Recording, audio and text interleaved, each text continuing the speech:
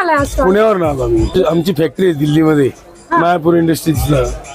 तिथं बनवलं जातं आणि तिथनं मग आम्ही पूर्ण भारतामध्ये आमच्याकडे डिस्ट्रीब्युटर आहेत नेहमी, त्यांच्याकडे सप्लाय होतो.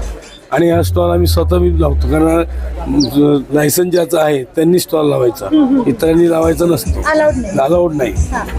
एअर गन बनवणे याचा बिझनेस करावा असं तुम्हाला कसं सुचलं? काय आलं, माझा मुलगा रेसलिंग करत होता.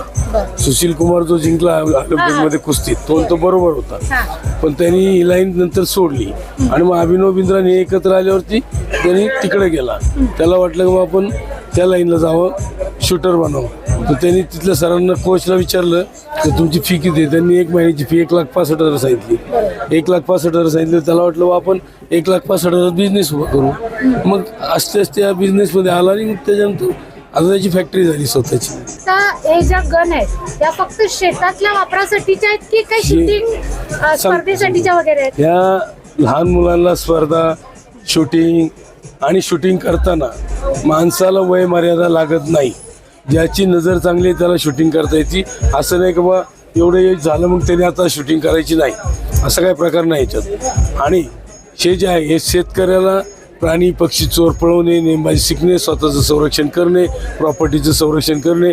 आपण रात्रीचं प्रवासामध्ये ऑन दी रोड असतो, कधी सुनसान रस्त्याने असतो, अशा वेळेला एक बार केला, समोरून पोलीस व्हॅन जरी आली, त्यांनी विचारलं की बाबा तुम्ही आत्ता बार केला, तुम्हीच केलाय? हो मीच केलाय. कुठे तुमचं वेपन? हे माझं वेपन आणि हे आम्ही दिलेलं बिल, बंदूक लायसन ज्याचं विक्रीचं आहे त्यांनी दिलेलं बिल, त्याच्यावर आमचा बिल नंबर येतो, आधार ते सगळं येतं आणि ते सेफ्टी. मग पोलीसही त्याला काही तकलीफ करत नाहीत. त्याचा चुकीचा वापर केला तर कलम लागणारच आहे, पण जोपर्यंत सेफ काम करतोय तोपर्यंत कलम लागायचं काही कारण नाही. इंग्लंडमध्ये आम्ही 2015 पासून येतो.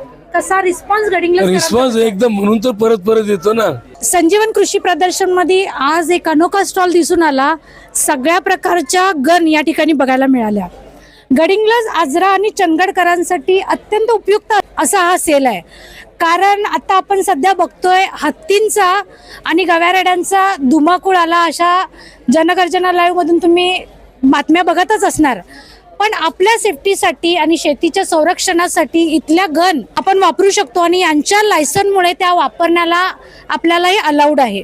त्यामुळं सफल गन हाऊस मधून खरेदी करा. प्राणी, पक्षी आणि चोर यांच्यापासून संरक्षणासाठी उपयुक्त अशा विविध प्रकारच्या गन. जनगर्जना लाईव्ह साठी कॅमेरामन जयस सय्यद सह लता पालकर, गडिंग्लज.